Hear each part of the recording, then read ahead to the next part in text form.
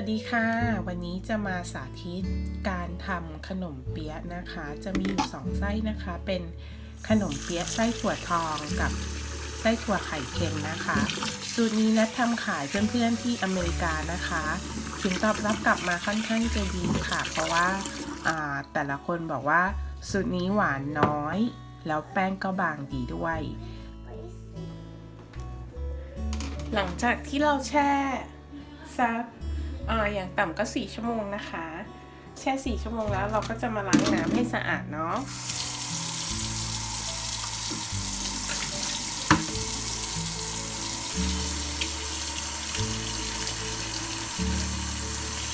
นี่นะคะเราก็จะล้างน้ำให้สะอาดเลยให้น้ำเป็นแบบสีไม่เหลืองอ่ะเมื่อกี้สีมันจะเหลืองนิดนึง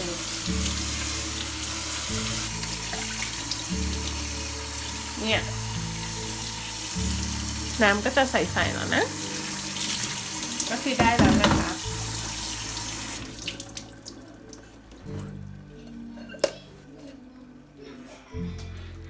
แล้วเดี๋ยวเราเอาไปนึ่งกันค่ะ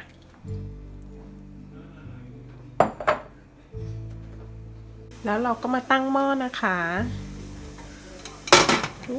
รอให้น้ำเดือดเนาะ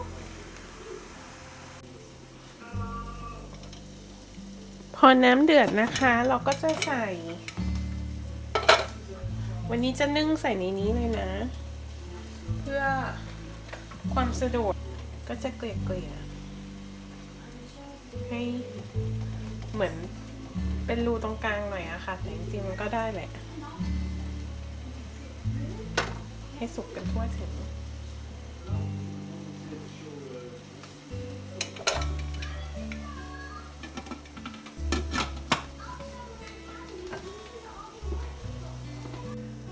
หลังจากที่เรานึ่งไปได้20 นาทีนะคะเราก็ลองเปิดดูเนาะแบบนี้คือสุกแล้วนะคะปิดแก๊สได้เลยนี่นะเม็ดมันจะพองมากกว่าเดิมอะค่ะตรวจดูได้คือเราจะบีบได้อะค่ะมันก็จะป่นหน่อยแล้วเราก็จะทิ้งไว้ให้เย็นนะคะพอเย็นแล้วเดี๋ยวจะมากวนกันอันนี้ก็จะใส่น้ำตาล225 กรัมนะคะน้ำตาลทรายน้ำเปล่า1 ถ้วยนะคะ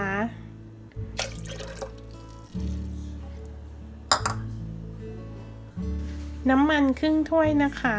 ใช้เป็นน้ำมันคาโนล่านะคะหรือน้ำมันพืชค่ะ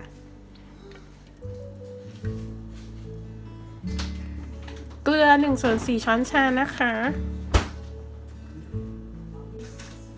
แป้งข้าวเหนียวนะคะ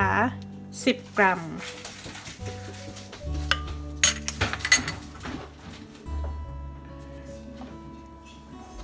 แล้วก็เอาถั่วใส่นะคะ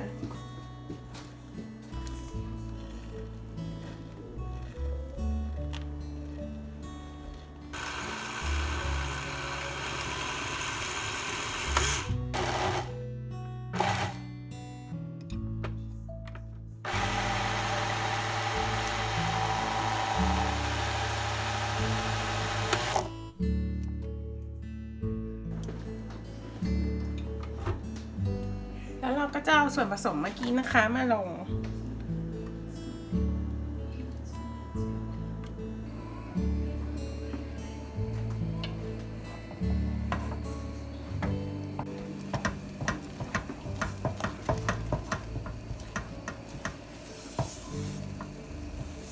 คอยคนแล้วก็คอยปั่นนะคะเพราะว่าไฟที่เราใช้เนี่ยค่อนข้างกลางไปทางแรงอะค่ะถ้าเราจะเดินไปไหนก็ลดไฟเอานะคะเนี่ยถ้ากระทะเทฟลอนมันก็จะไม่ติดอย่างเงี้ยค่ะ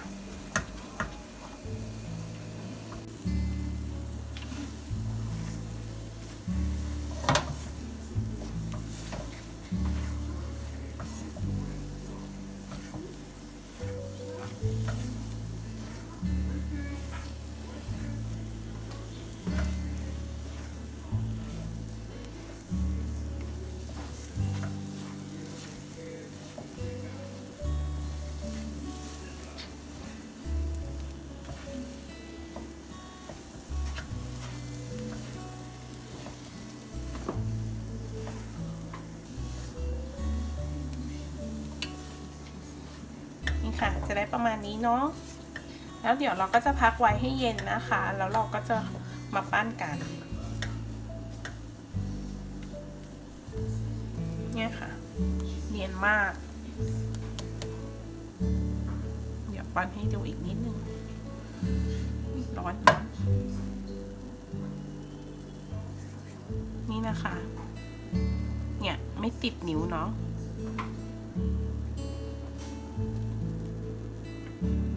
ทิ้งไว้ให้เย็นนะคะแล้วเดี๋ยวกลับมาปั้นกันค่ะ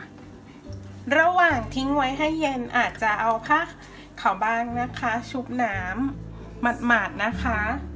ปิดให้แห้งเลยนะคะคลุมไว้ขนมจะได้ไม่แห้งนะคะค่ะหลังจากที่ไส้เย็นดีแล้วนะคะเราก็จะมาตวงนะคะสำหรับใครที่ทำทานเองก็กะเอาก็ได้ค่ะแต่ของแนทนี่คือจะเป็นตวงนะคะเนี่ยมันจะไม่ติดมือค่ะอันนี้คือแช่เย็นไว้1 วันนะคะโดยประมาณ16 ถึง 18 กรัมนะคะแล้วก็จะมีไข่แดงเค็มไข่เป็ดแดงเค็มเตรียมไว้ด้วยนะคะสำหรับไส้ถั่วไข่เค็มเนาะแล้วเราก็จะปั้นเป็นลูกเอาไว้แล้วก็รอแป้งที่เราหมักนะคะสูตรนี้จะได้ประมาณ50 ลูกนะคะอาจจะเกินนิดหน่อยนะคะถ้าเกิดเรามาชั่งแบบนี้หรือว่าถ้าจะทำเองก็ไม่ต้องชั่งกะเอาก็ได้ค่ะสำหรับคนที่จะทำไส้ถั่วไข่เค็มนะคะเราปั้นเสร็จแล้วเราก็เอาไข่เค็มนะคะเราทำแบบนี้แล้วก็เอาไข่เค็มมาใส่ตรงกลางแล้วก็ปิดนะคะแล้วก็ปั้นให้เป็นก้อนกลมๆแบบนี้นะคะนี่ค่ะแล้วเราก็จะพักไว้นะคะ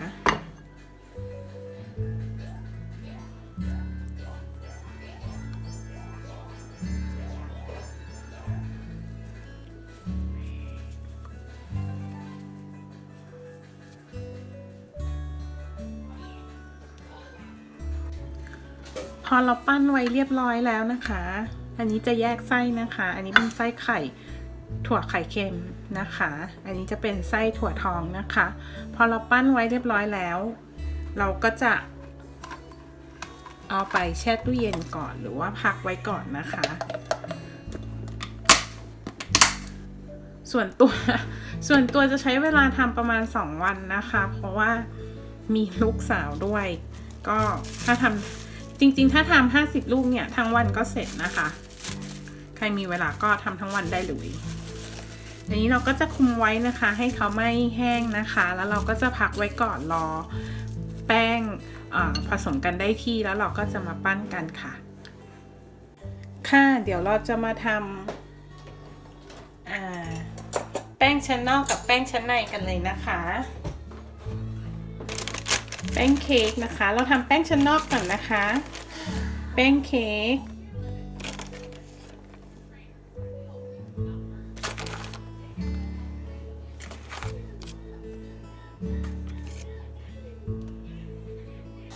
ตามด้วยแป้งอเนกประสงค์นะคะ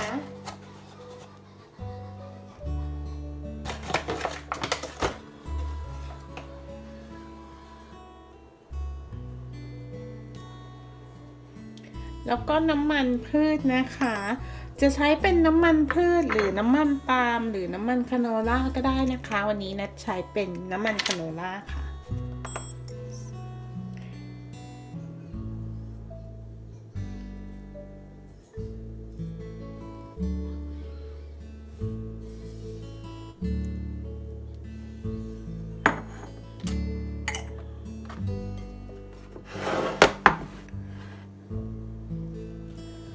แล้วก็คนให้เข้ากันนะคะ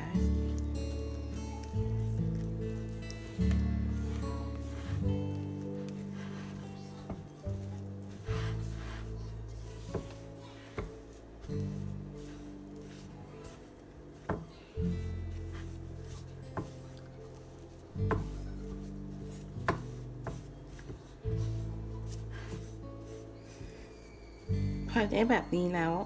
เราก็จะปาดนะคะแป้งลงไปเดี๋ยวเราจะมาใช้มือนวดนะคะ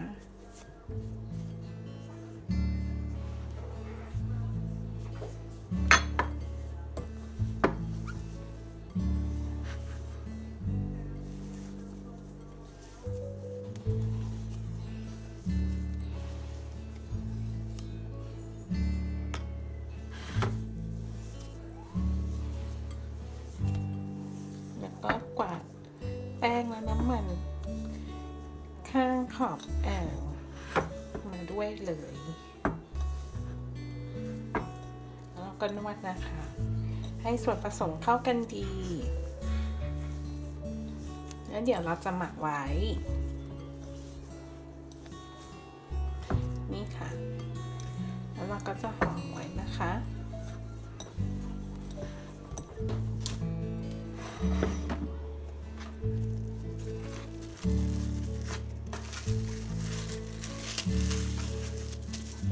พักไว้นะคะแล้วเราก็จะมา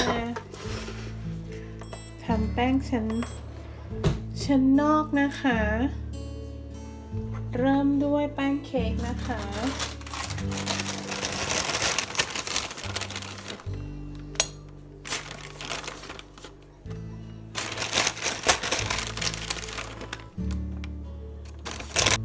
ตามด้วยแป้งสาลีอเนกประสงค์นะคะ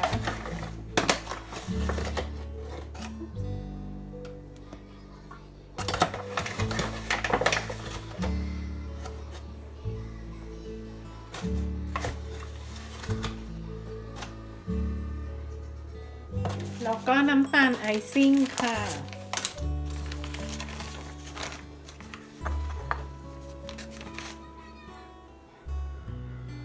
ตามด้วยน้ำมันนะคะ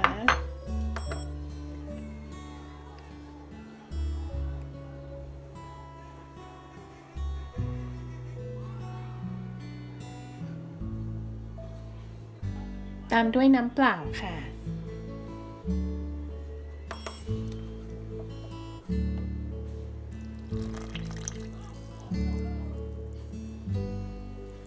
แล้วเราก็จะมาคลุกเคล้าส่วนผสมให้เข้ากันนะคะ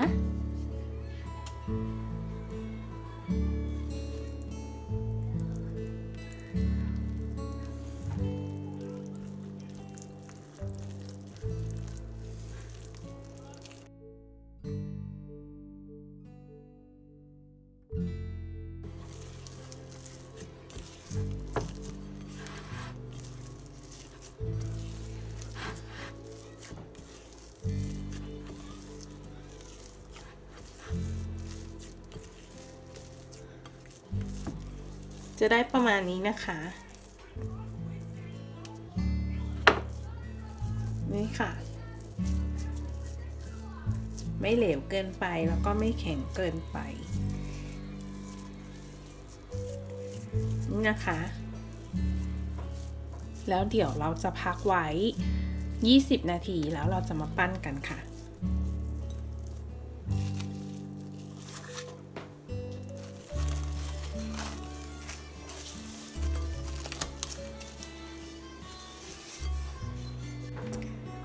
หลังจาก 20 นาทีนะคะเราก็จะมาแบ่งแป้งนะคะ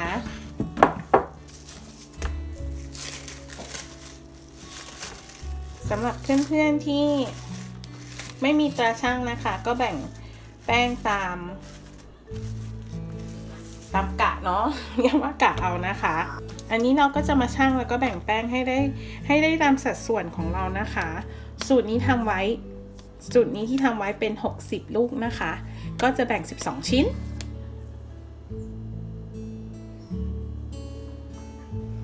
ค่ะเราก็จะมาแบ่งนะคะ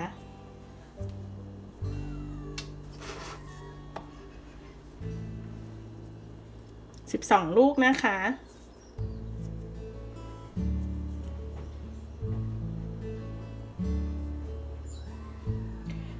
แต่ละรอบมันจะหนักไม่เท่ากันนะคะ คือถ้าเรา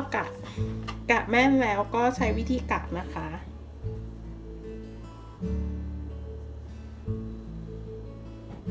เนี่ยค่ะ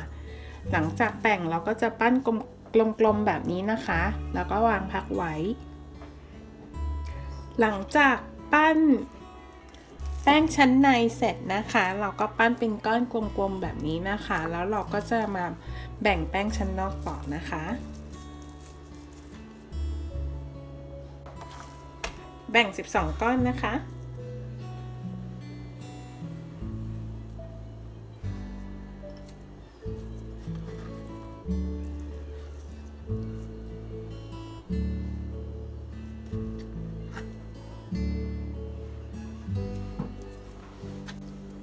พอเราแบ่งเสร็จแล้วนะคะเราจะเอาแป้งชั้นนอกนะคะ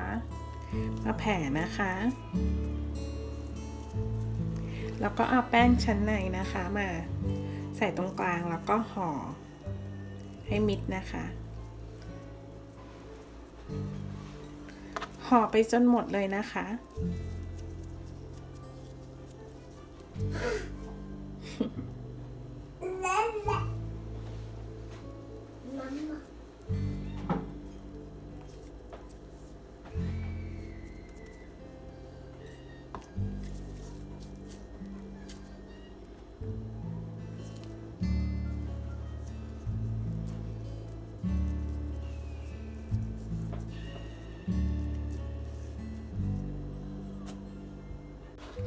ค่ะหลังจากที่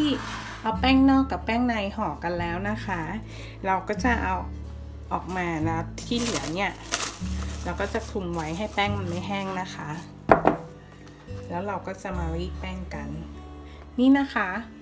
ก็คือจะกดให้มันแบนลงแล้วก็ใช้ไม้รีดไม่ต้องยาวมากแล้วก็ไม่ต้องบางมากนะคะแล้วก็ม้วนเข้าไป2รอบนะคะอันนี้รอบที่2เนาะ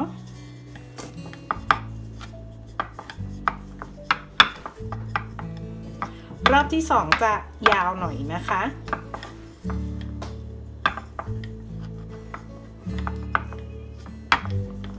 ยาวหน่อยและบางนิดนึงแต่ไม่ต้องบางมากอันนี้จะเป็นในส่วนที่ทำให้มีชั้นนะคะนี่แล้วเราก็ม้วนนะคะเข้าไปแล้วก็หั่นแห้งนะคะใช้การกะเอานะคะอันนี้คงจะมานั่งชั่งไม่ไหวแล้วนะคะเสร็จแล้วเราก็พักไว้แล้วเราจะเอามา1อันนะคะ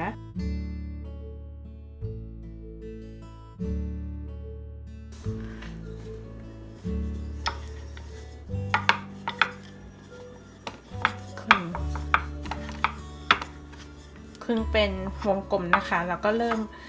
คลึงจากตรงกลางออกเพื่อที่จะแผ่นแป้งนะคะให้พอห่อไส้ได้นะคะนี่นะคะเราดึงขึ้นมาแบบนี้เนาะอันนี้คือด้านที่เราคลึงเมื่อกี้นะคะเราก็จะใส่ตรงนี้แต่ว่าแล้วแต่เลยนะคะถ้าชอบลายข้างนี้เราก็ใช้ข้างนี้ถ้าเราชอบลายข้างนี้เราก็ใช้ข้างนี้นะคะเราก็จะดันเขาลงอย่างนี้แล้วก็พลิกขึ้นมาแล้วก็คลึงดึงแป้งขึ้นมาแล้วเราก็จะบีบให้อยู่ให้คลุมกับไส้นะคะแล้วก็จะมาคลึงนี้นะคะเนี่ยคลึงให้กลมค่ะก็จะได้แบบนี้นะคะอันนี้ให้ดูมุมนี้นะคะกดนะคะนวดทั้งหมดสักรอบ2รอบแล้วเราก็จะเริ่มนวดจากข้างนอกนะคะนี่ขนาดให้ได้พอห่อไส้ได้นะคะ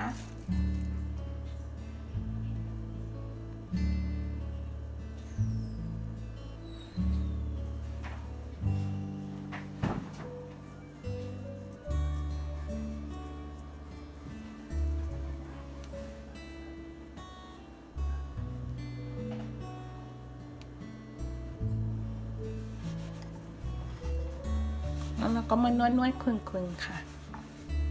เพื่อจัดรูปทรงของเขานะคะ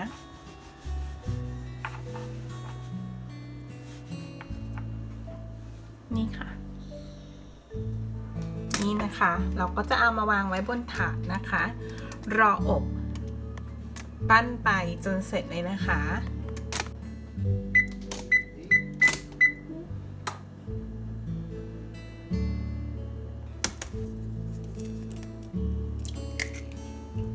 แยกไข่ขาวไข่แดงนะคะเดี๋ยวเราจะเอาไข่แดงไป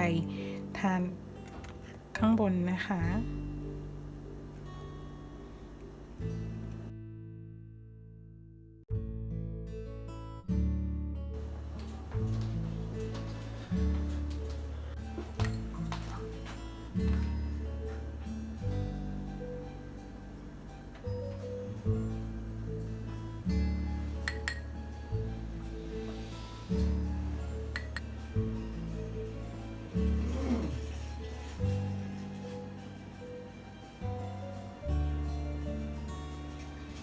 บางคนก็จะทา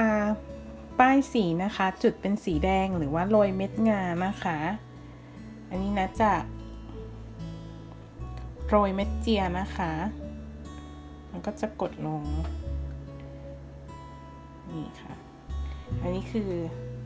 หน้าถั่วไข่เค็มนะคะ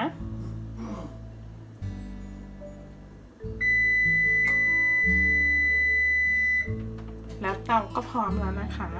เราจะทิ้งไว้อีก5 นาทีแล้วเราค่อยใส่ขนมเข้าไปนะคะหลังจากทิ้งเตาไว้5 นาทีนะคะหลังจากที่มันดังว่าพร้อมแล้วเราก็เอาขนมนะคะเข้าอบค่ะ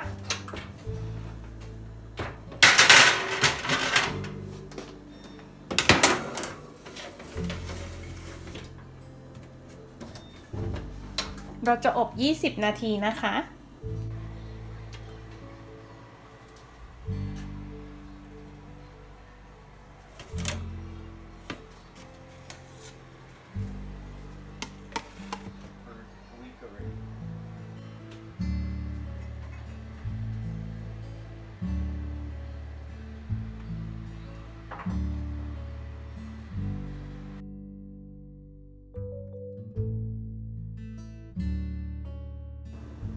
ตอนนี้เราก็จะมาอบควันเทียนนะคะควันเทียนก็คือให้มันเผาตรงตัวเทียนนิดนึงนะคะแล้วก็เอาใส่ในถ้วยนี่นะคะให้มันเผาไปถึงตรงเนื้อเทียนหน่อยกลิ่นจะได้หอมๆอะค่ะ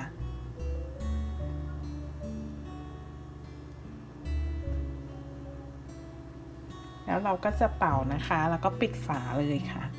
หรือถ้าไม่เป่าก็ปิดฝาลงไปนะคะแล้วก็กดไว้เดี๋ยวออกซิเจนมันหมดก็จะดับเองนะคะ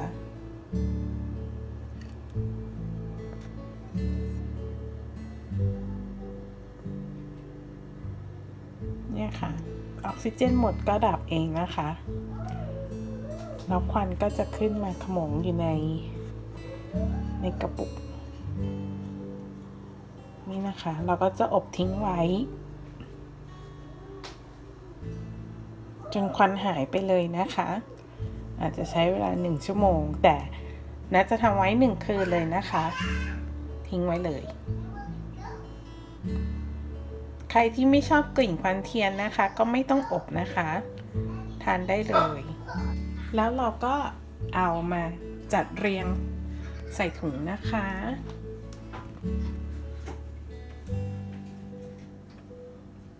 นี่นะคะขอบคุณที่รับชมและติดตามนะคะถ้าชอบก็กดไลค์ให้ด้วยนะคะขนมเปี๊ยะหวานน้อยแป้งบางนะคะขอบคุณค่ะ